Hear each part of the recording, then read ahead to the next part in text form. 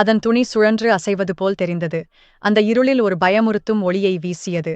நாற்காலியின் மேல் மங்கலான ஒளியில் தொங்கிக் கொண்டிருந்தது ஒரு பழமையான கடிகாரம். அதன் ஊசிகள் நின்றுவிட்டன.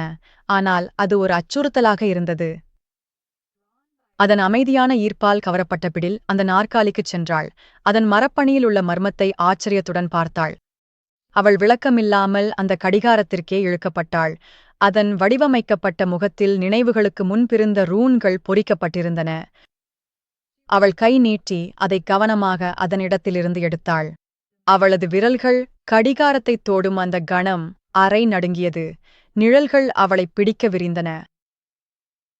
மூச்சை பிடித்துக்கொண்டு அவள் கடிகாரத்தை மார்பில் இறுக்கிப் பிடித்தபடி வெளிச்சம் நிறைந்த இடத்துக்குத் தப்பிச் சென்றாள். அங்கு நிழல்கள் ஆட்சி செய்யவில்லை. வீட்டிற்கு திரும்பியதும் பிடில் அவளது அசிங்கமான பரிசை ஆராய்ந்தாள்.